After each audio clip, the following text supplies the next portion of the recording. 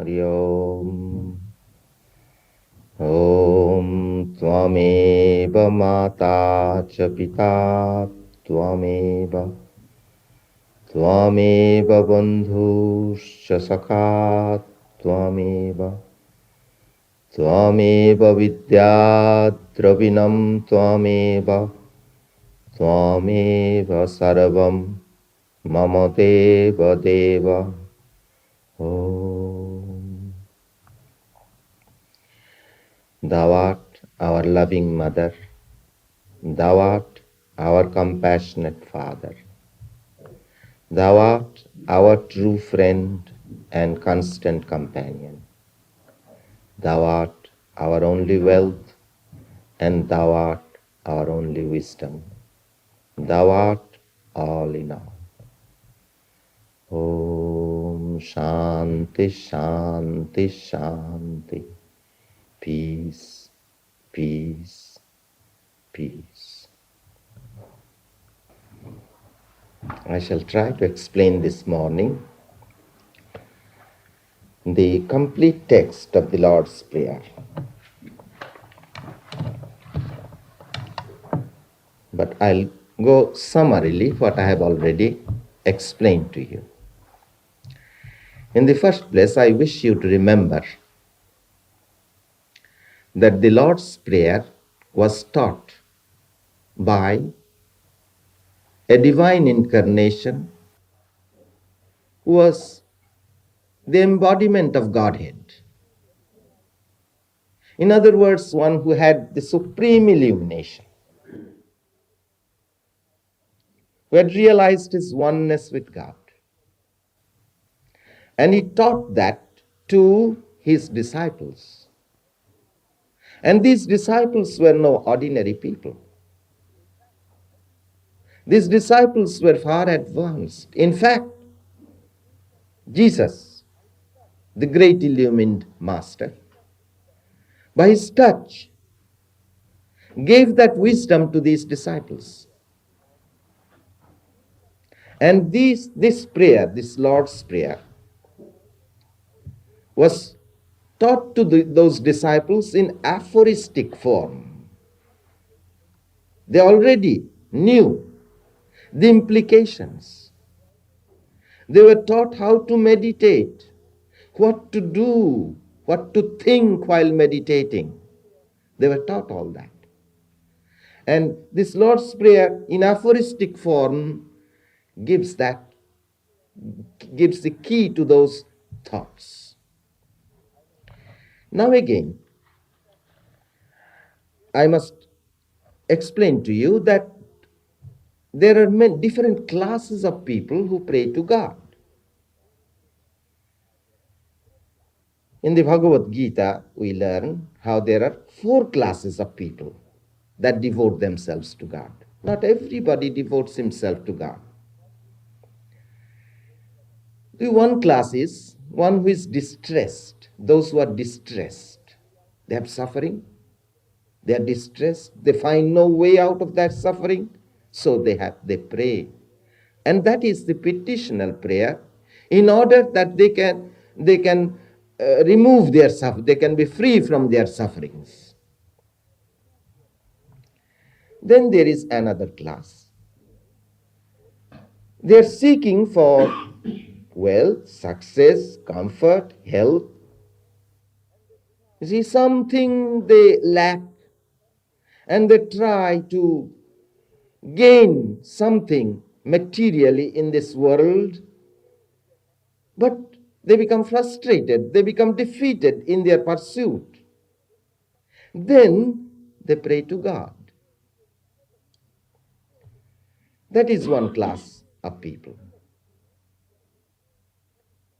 Then there is another class who are seeking for knowledge, seeking for the truth of God. They are inquiring into it in a cold, scientific manner. I want to know if there is any reality in the universe.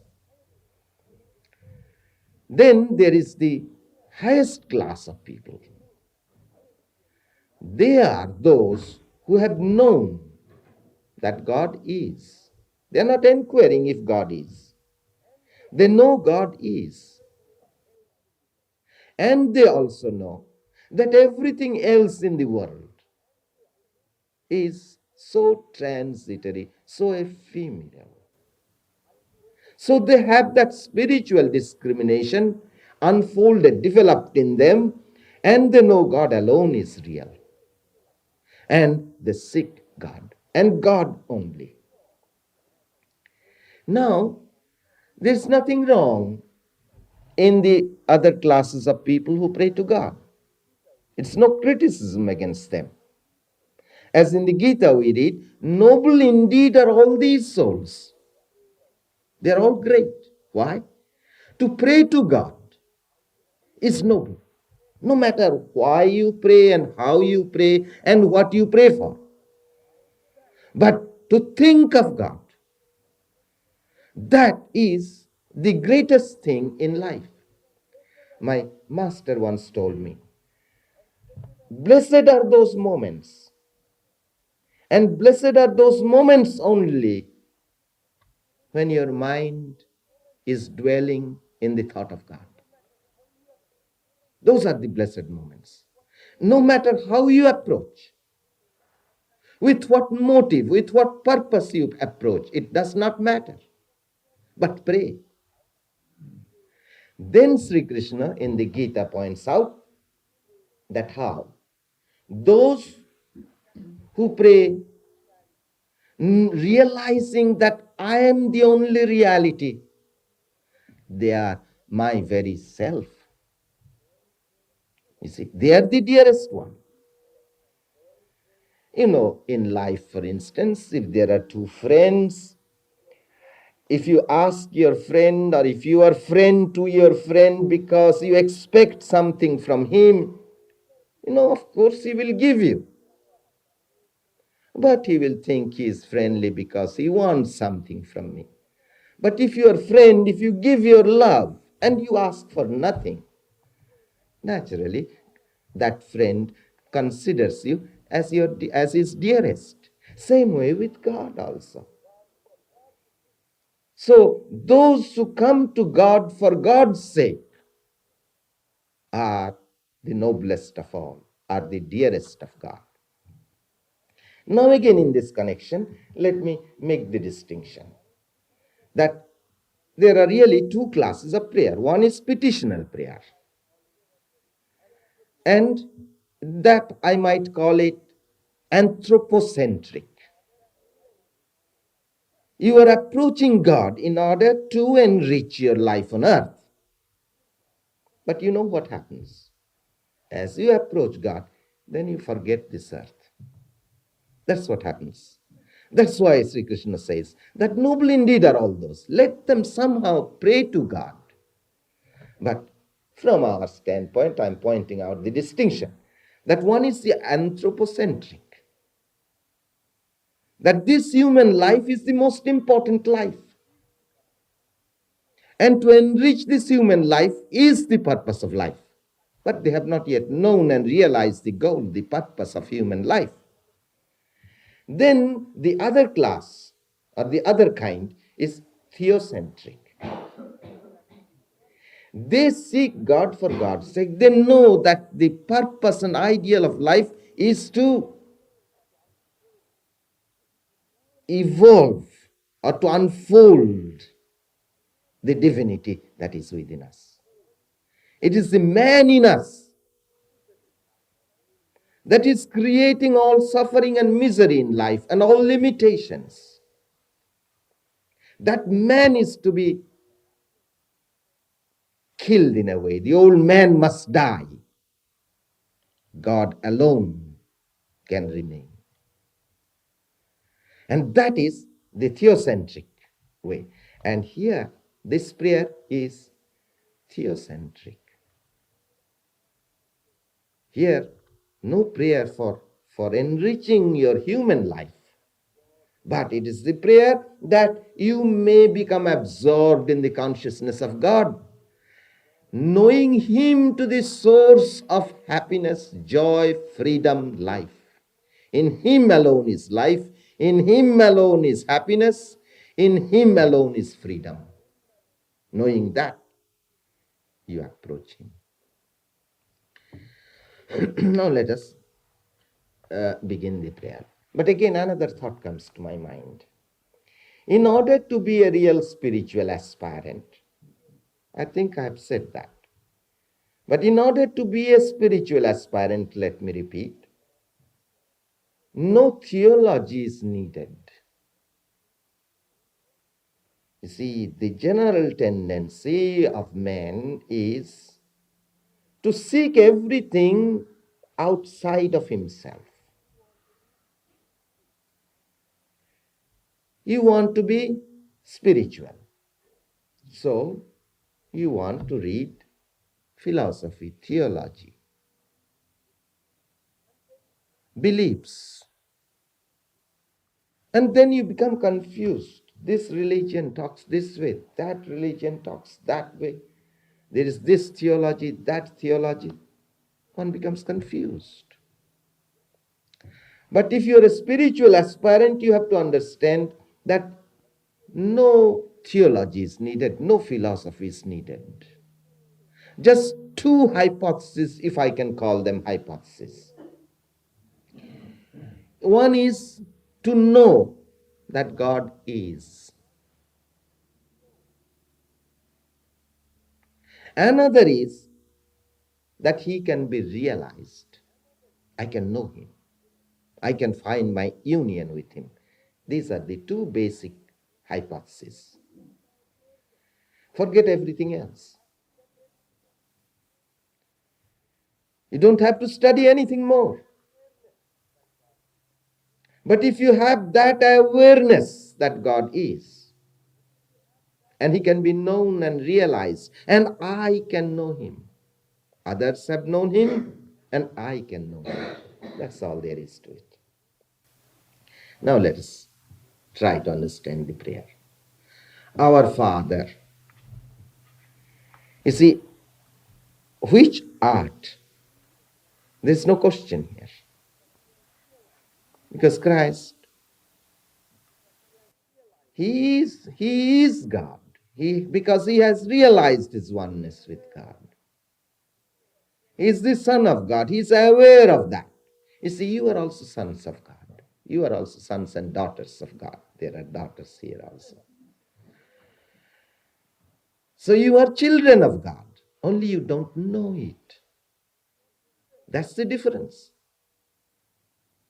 Because there is nothing but God. Only you don't know. But if you come to the presence of a Christ, there is no question. No question arises. God is or God is not. You see, God is unfolded, is manifest in them. As you approach that presence, you feel you have no question. Now, at one time, what one great saint said. He said, now look here, if I have to prove that God is, see, he was himself a great saint. But still, he was not saying that about himself. But he said about himself this way, if I have to prove to you about God, I have to give you logical reasons, scientific proofs, and then also I shall fail to convince you. But you come to a Christ, and He will show God is, and He will show you that God is. There will be no more any question. So it's Christ speaking, remember, and to His disciples. And we must have that faith. Our Father, which art, God is. And again, before we approach God, we must feel His nearness. And so, He is our Father. You see, our earthly father is a distant relative. Our real Father is He. So that nearness we have to feel. Our Father which art in heaven. Where is that heaven? What did Christ teach? Neither shall they say, lo here or lo there.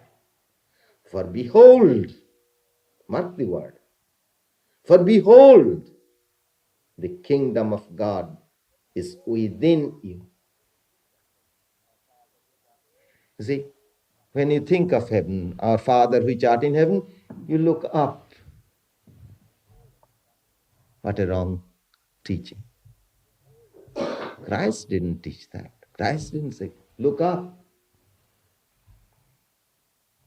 Look within. Behold, the kingdom of God is within you. Our Father which art in heaven, hallowed be thy name. Here we find that the secret had been taught to the disciples. They had been initiated with what we call mantra, holy name of God. But that is just like a seed. As you read in the Bible, the seed is the word. You see, that mantra, the name of God, holy name of God. And the name and the indicator are one and the same. But as you repeat the prayer, the mantra, as you chant the name of the Lord, you begin to feel, it's an experience that comes, that the name is hallowed, is sanctified, is alive, full of consciousness, one with God. You see, that is an experience that comes. So, hallowed be thy name. You know, this reminds me of a beautiful prayer of Sri Chaitanya. Some of you are quite familiar with that prayer. And those who are not, I'd advise you to be familiar with that prayer. One of the most beautiful prayers that I know.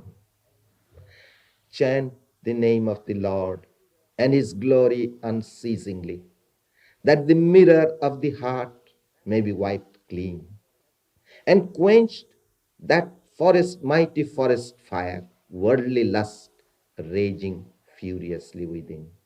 O name, stream down in the lotus heart, opening its cup to knowledge of thyself.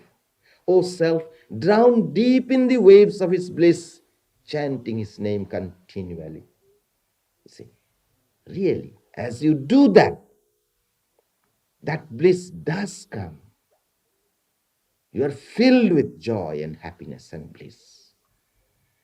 And then you realize how his name is hallowed. So here is the prayer. Hallowed be thy name. Thy kingdom come. You see, when you go to pray and meditate, you don't have to pray up in the sky. He is within and he is already there. And feel thy kingdom come. Feel yourself in the presence of God. You know, in all our lives, in all your lives, we have seen nothing but God.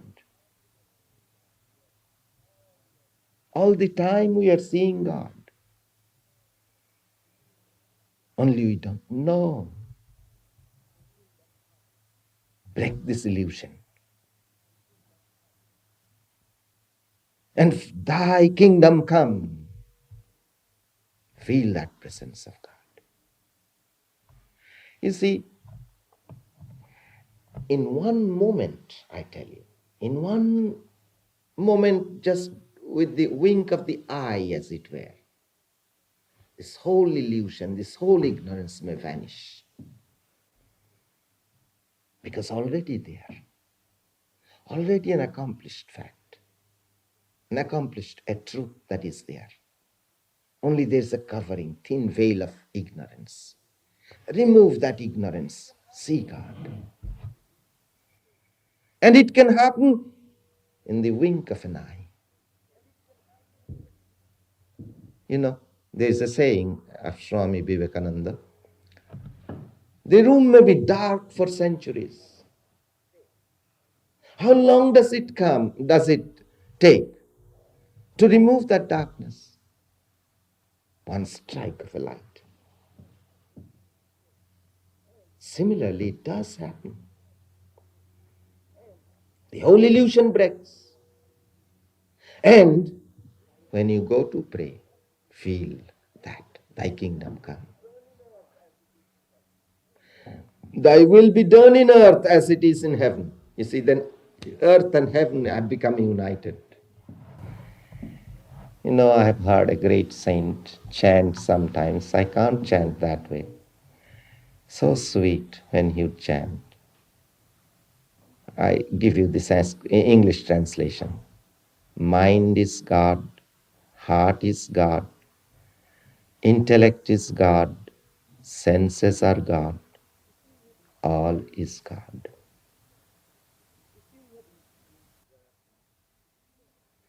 You see, we have usurped the throne of God. That's the whole difficulty. That's the whole ignorance. You are God. God is dwelling within you. He is the ruler of your heart. He is the ruler of your city of a body. He is the ruler of that kingdom that you call yourself. But you have usurped. I, this ego, has usurped the throne of God. My mind, my senses, my body, my property, my this. No. God is the inner ruler. He is the inner dweller within you. And all is His, nay, He is all. Just because of that ignorance, that hiding, covering us, and we have thought, we think ourselves to be somebody separate, somebody, some individual, Mr. So-and-so or Mrs. So-and-so. And so I have my body, I have my senses, I have my mind, I have my possessions, I have my name, I have my fame, I have my honor. And you are at a loss, my dear friend, when you go on I and I and I. No, God is the dweller. God. So then is it, you see, try to feel that you are nobody. God is. Thy kingdom come. Earth and heaven have become one. Thy will be done in earth as it is in heaven. Now in that connection I explained to you how only when you have really experienced God, when you have experienced that kingdom of God, then you become an instrument in the hands of God. And you do His will. But in our state of ignorance, you see, we can try to do His will, but in what way? By keeping our ego in the background. You see, when you do the will of God, and in every action, in everything, you must try to do the will of God. And you will be able to do the will of God. You will be really an instrument in the hands of God, even while you are still in ignorance. If you can keep yourself a little down on the background. And what does that mean? Forget about your selfish cravings and desires. Cravings and desires that are selfish. You see, if you do your selfish desire and craving go to fulfill and call it the will of God, you are just deceiving yourself, you are not deceiving God. So forget your selfish cravings and desires and do the Lord's will. Give us this day our daily bread. You see, bread, as I have already explained to you, is the grace of God, the divine grace. And as I said to you, that by the wink of an eye, the whole illusion can break. And you come face to face with the reality, with God. And so you have to have that faith. And so, when you pray, give us this day, this moment, our daily bread, thy grace. You see, the grace of God is there upon everybody. But there's a saying which my master quoted to me. I was a bad boy. He said, there is the grace of Guru, there is the grace of God, there is the grace of God's devotees, but for the lack of the grace of one, you are ruining yourself. What is that one? Your own mind. Grace of your own mind. So that is the fact. There is the grace of God, but our mind is a rascal mind. And that rascality has to be stopped. The mind has to have its grace. So, again, you have to have some struggle, you see. Self-struggle. There's a saying of Sri Ramakrishna, the breeze of grace is blowing, set your sail to it. That is the thing. And you know, it is the experience of everybody who has prayed even a little. He will tell you that if you move one step towards God, He moves down 10 steps towards you. Such is His grace. He's waiting for us. So move one step towards Him. Make a little struggle. Of course, you see, you have to desire for it, long for it. And who can long for it? Your mind. And that is why, again, you know, in every spiritual, every great saint has given spiritual disciplines to control your mind. If you are a slave to your mind, you can never be happy. You know, those who think that whatever desire or impulse arises in their heart and mind, they must fulfill. You see, they can't be happy because they are serving this slavishness. They are just are slavish to their own minds. They're serving the whims of their uncontrolled, unregenerate mind. And what happens? They're all the time restless. And can anybody be happy by being restless? You see the point. Psychology. Deep psychology is there. We all want to be happy. But do you think by expressing our impulses, our passions, by fulfilling them, we can be happy? Because they would make us more and more restless. And can the restless mind ever find what happiness is? So in the Gita there is that beautiful passage. Only one who is meditative can alone find happiness. And the mind does not wish to meditate. But you have to force the mind. You know, even those of you who have learned how to practice and how to meditate, those of you who have learned, well, you find how you become lazy at times. And I hope not most of the time. Oh, not today. Not now. I'll go in the evening. You see, the mind dictates to you. The mind does not want. And then when one goes to meditate, the mind is distracted, full of distractions. But follow the disciplines. Patiently, perseveringly. It is dry at the moment, yes.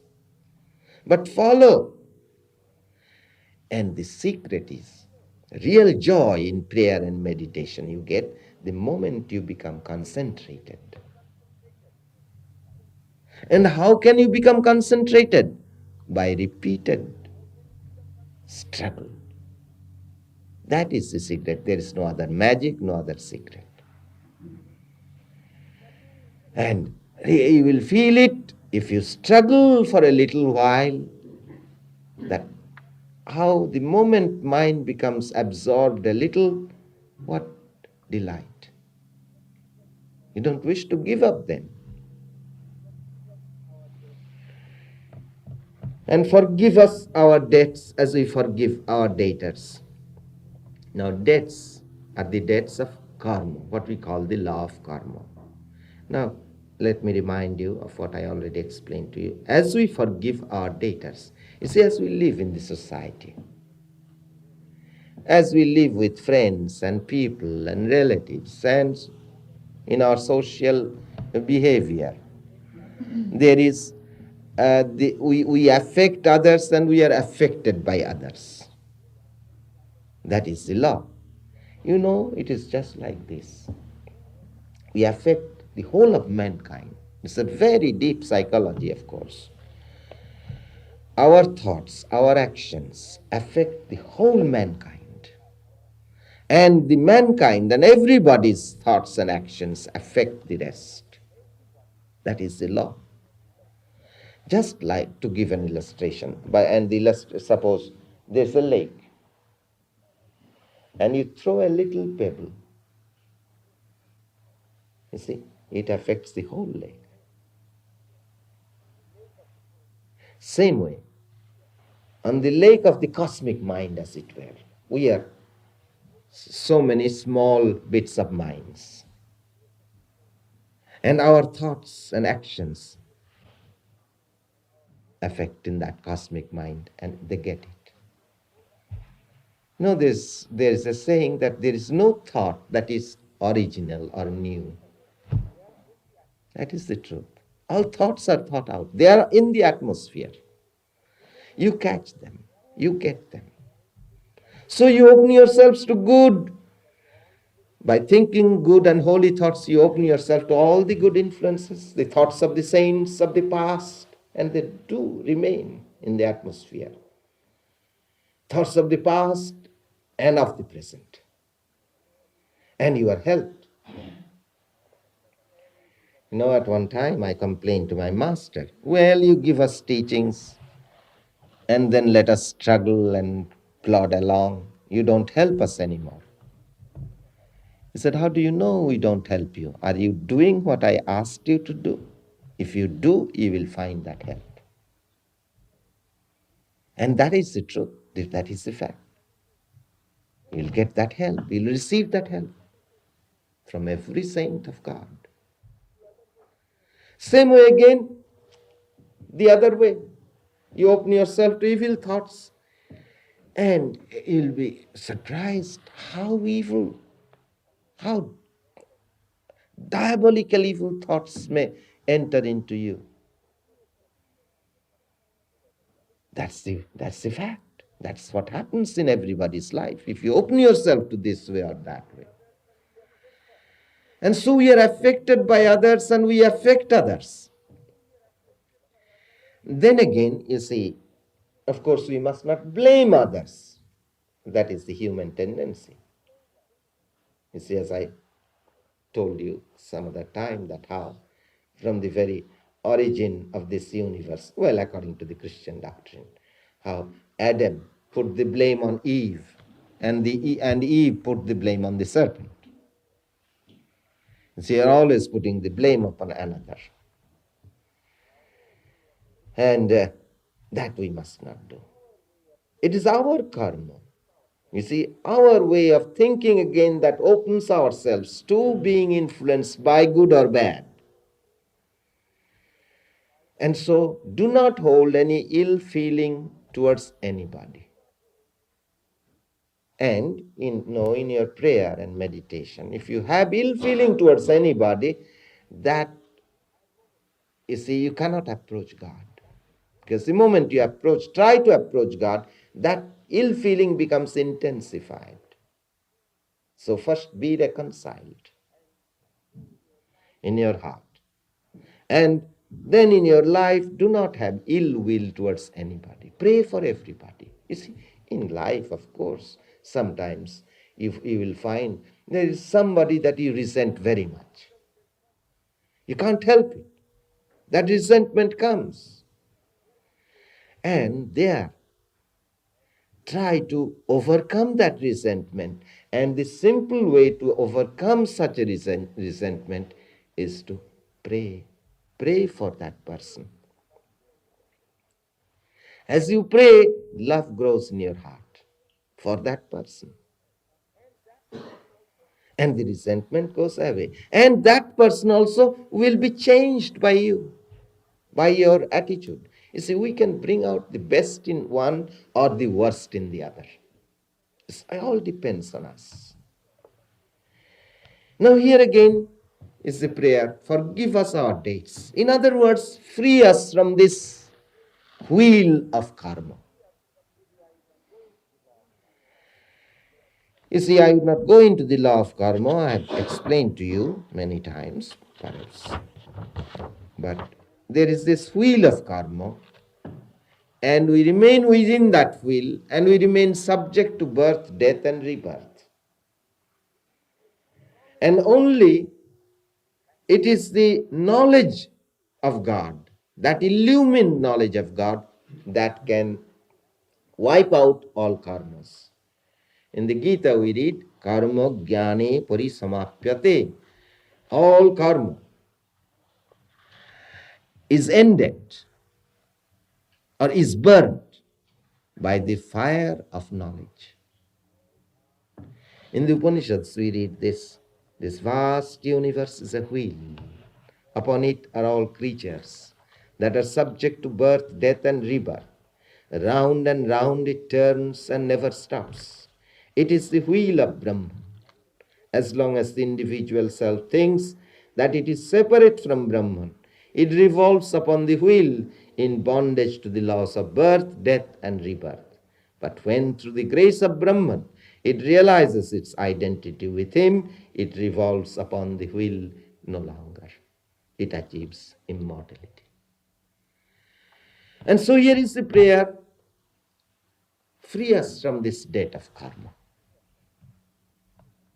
In other words, give us that knowledge.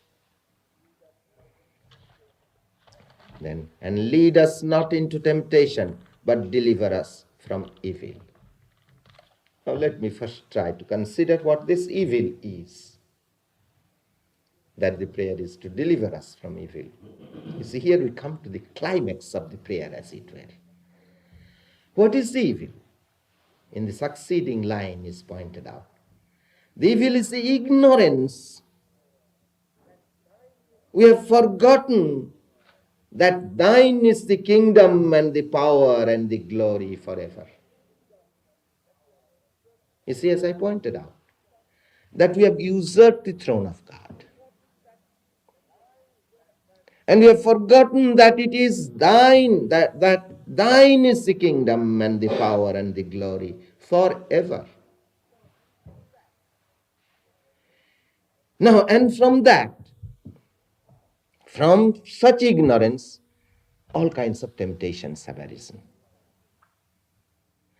And lead us not into temptation. You see, how can God lead us into temptation? Because it is God's creation. This whole universe has come out of God.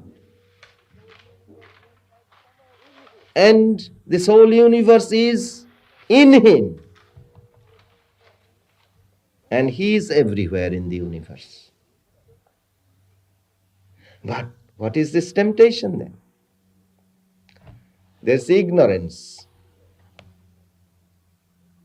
You see, delivers us from the evil. That ignorance is there. And what is that ignorance? In the first place, the ego asserts itself and sees the appearance of the universe. You see, we are born in that ignorance. And so as we come into this universe, we see the appearance of the universe. Now there's a beautiful passage in the Bhagavad Gita which explains how hard to break through is this my Maya made of the gunas. But he who takes refuge in me only shall pass beyond Maya easily. It is his Maya. He is ignorant. He has put this ignorance. Why? Of course we don't know. But why should he put ignorance? It's we again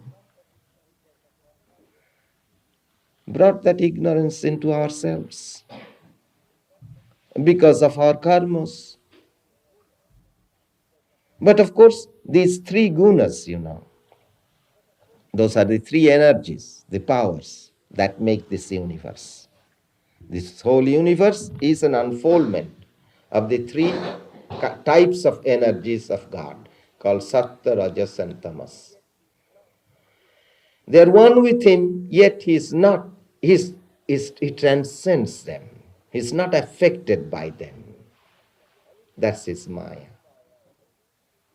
And it is because of that Maya again, you see, we are subject to these three gunas. What are these three gunas? Let me only explain to you the makeup of the mind, the body, the senses, this what you call this solid ground, all made up of gunas. We see it so solid, but it's nothing but energy, power, solidified or liquidified. And that also is the mind. And there are three types of gunas. You see, perfectly in accord with the findings of modern science.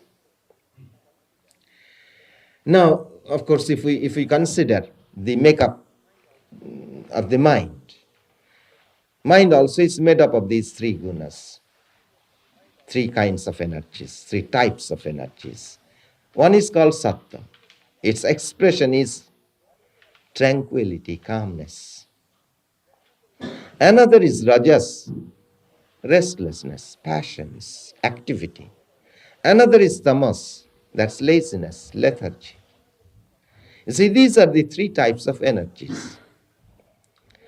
And in our lives, the one or the other becomes predominant. Sometimes you are very happy, tranquil, calm. Again, you are restless, passionate. Again, you are so sleepy and lethargic and lazy.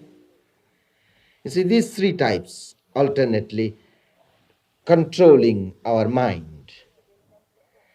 And so, those three gunas again come from God.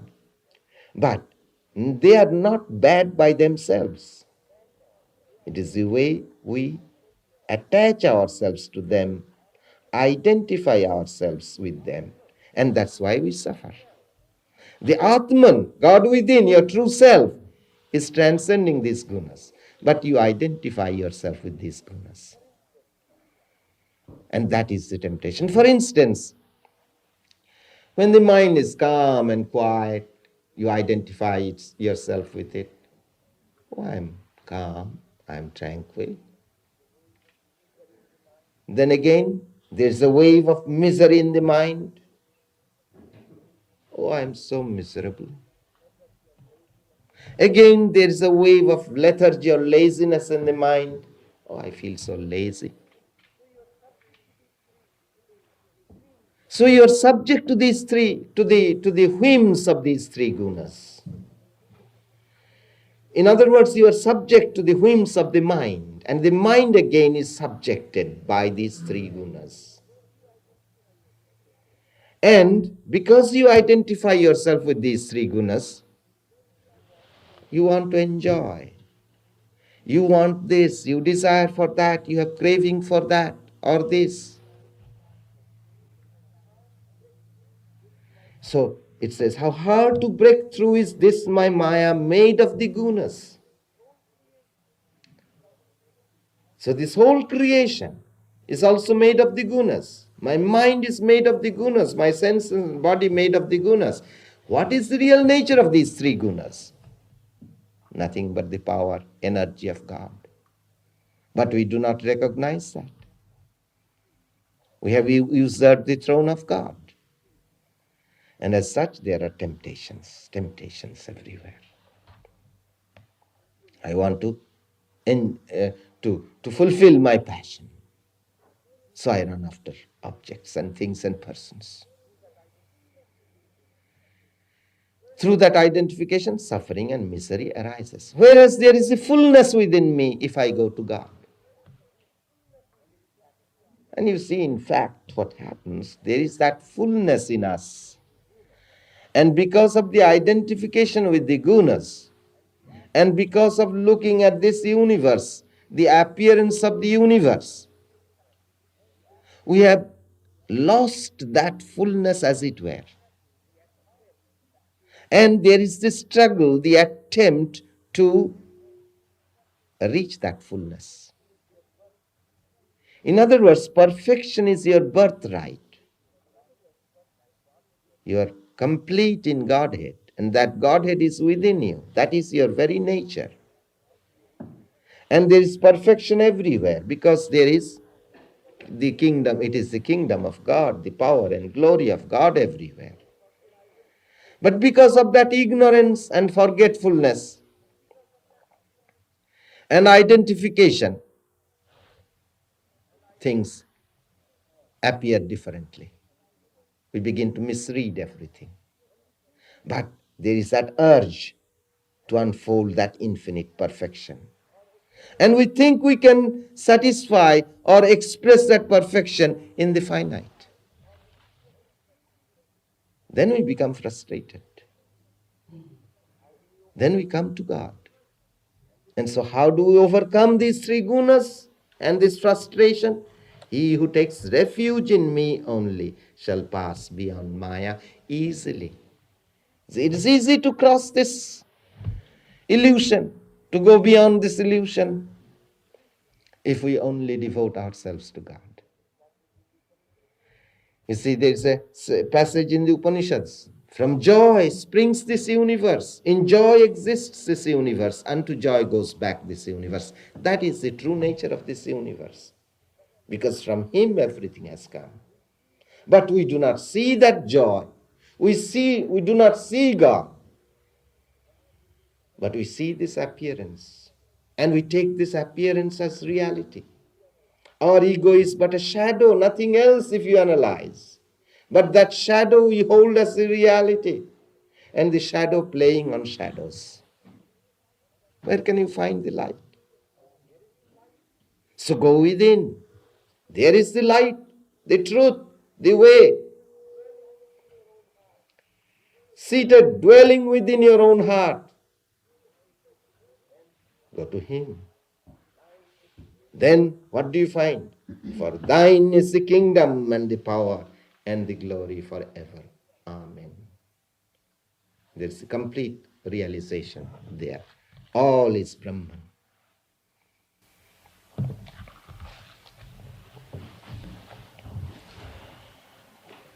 Om Hari Om. Om Asato Ma Sadgamaya.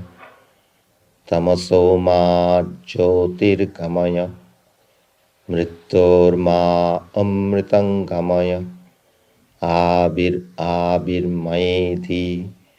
Rudrajatte Dakshinang Mukham. Tatte Namang Pahi Nityam. Lead us from the unreal to the real. Lead us from death to immortality. Lead us from darkness to light. Light us through and through, and guide us evermore with thy loving presence. Om Shanti Shanti Shanti. Peace, peace, peace.